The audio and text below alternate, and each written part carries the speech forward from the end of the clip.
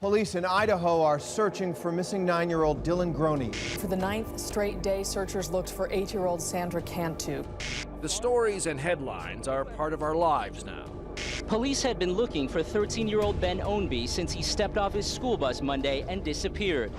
A slow drumbeat of news about the lowest of crimes, the abduction of a child. Searchers appear to be running out of places to look. Was it always like this? No. Go back in time. 10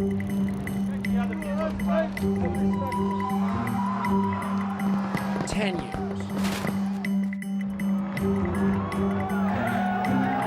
20.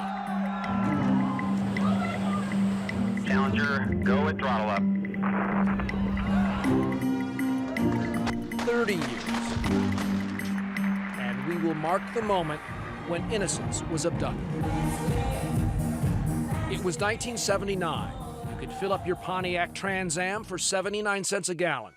At the movies, Kramer versus Kramer laid out the changing roles of men and women. I'll have him back by 6. And if you were lucky enough to have the newly invented Sony Walkman, odds are you were listening to Sister Sledge and We Are Family. But the rhythm of our lives was about to change, especially the way we think about our children. On May 25th, 1979, right here in the Soho district of New York City, a 6-year-old boy vanished and was never seen again. His name was Etan Patz. 30 years. 30 years. It's a long time. Stan Patz is Etan's father. He rarely speaks about that day. His wife Julie never does anymore, but they still live in the same loft. Did you and your wife ever think about moving? Ever? No, no. For the longest time, we didn't know what had happened to him. So of course, the thought in the backs of our minds was always that we should be here for him. Despite the years, it all remains remarkably vivid. It was the last school day before a long Memorial Day weekend. I think that I was probably in the bathroom shaving when Etan went out the door. Did your wife take Etan down the elevators? No, since we're only on the 3rd floor, we use the stairs. Down the stairs and out onto Prince Street. It was a red-letter day for first grader Etan. For months, he'd been pestering his parents to walk alone to the school bus stop just 2 blocks away. Today, they finally agreed, and away he went. In the early days, you and your wife took a lot of criticism about letting Etan go by himself that day. That must have been tough. Well, we did, but at some point in every parent's life, they send their children to school alone. Yeah. Did we do it too early? Obviously we did. It was very familiar territory. This was a very safe neighborhood. When you let them out of your sight, when they're 21? Back upstairs, Julie could have followed some of Etan's path from their fire escape, but today she got busy with their other children. And Stan, a commercial photographer, went about his day with a photo shoot uptown. It had to be at least 3 o'clock. Julie called and she said that Etan had not come home from school. I was probably down here in about 15 minutes and came up here and... It's all still right there, isn't it?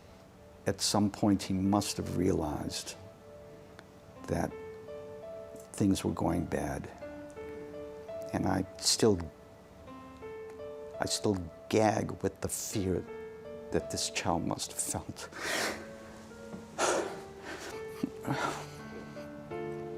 When he realized he was betrayed by an adult.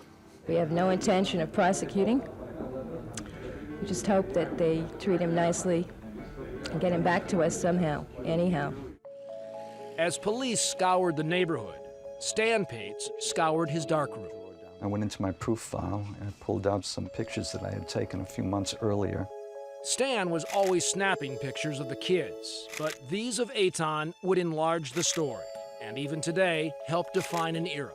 I had all these pictures of Etan smiling, laughing, playing, fooling around. Here's his personality, right, just beaming out of here. Right. He was a great kid. And look at this smile. Oh, man. 1,000-watt light bulb. Right. On storefronts, posters, and flyers, Etan's face peered out, and the media weighed in. Take a close look at the picture we're going to put up on the screen. This is Etan Patz. I should spell that, E-T-A-N-P-A-T-Z. It had all the elements of a television story. It was just one of those things you looked at, you didn't have to think a lot about. You said, this is going to be big. John Miller is now an assistant director with the FBI, but back in 1979, he was working as a local TV reporter in New York. It was a story that captured the public's attention, and a storyline that anyone who not only even had a child, but even had a niece or a nephew, looked at that case and said, there but for the grace of God, one glance the wrong way, one moment of inattention, you look, and they're gone.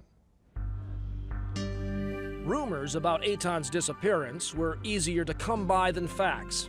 Everyone had a theory, no one had a lead, which meant the spotlight turned back on the Patzes. They were looked at immediately as part of the regular process. You start with the parents because, and it's never pleasant, because that's where you start. Eventually, detectives are convinced that the Patzes have nothing to do with Etan's abduction. But who does? The story continues to command national attention, even as the days turn to weeks, summer to fall, and the years pass. Still nothing. After all this time, do you think your son is still alive? I believe he's alive, and I will continue to do so till we get some answers. But answers would be a long time coming. Everybody watches CSI. They think in 58 minutes you solve the crime. There was none of that. This was a story that didn't end. Lisa Cohen, a former producer at ABC and CBS, has spent 5 years uncovering new details about the Patz case. Her just-published book is called After Etan. There were no leads. There was no crime scene. They couldn't go dust for fingerprints. They didn't even know where he disappeared. At a certain point, it just becomes, there's nothing else to do. Unless, of course, you happen to be a former prosecutor named Stuart Grabois. The family can't forget. Whether it's 30 years or 40 years or 50 years, it doesn't matter. Yeah. I mean, it's still fresh in their minds. They live with it every day. And so does Mr. Grabois. It's taken 30 years, but tonight he says he knows the answer. And this man may have a lot to answer for. You're the man who molested children. I don't do that anymore, and I don't want you to put your hands on me because that's where it starts.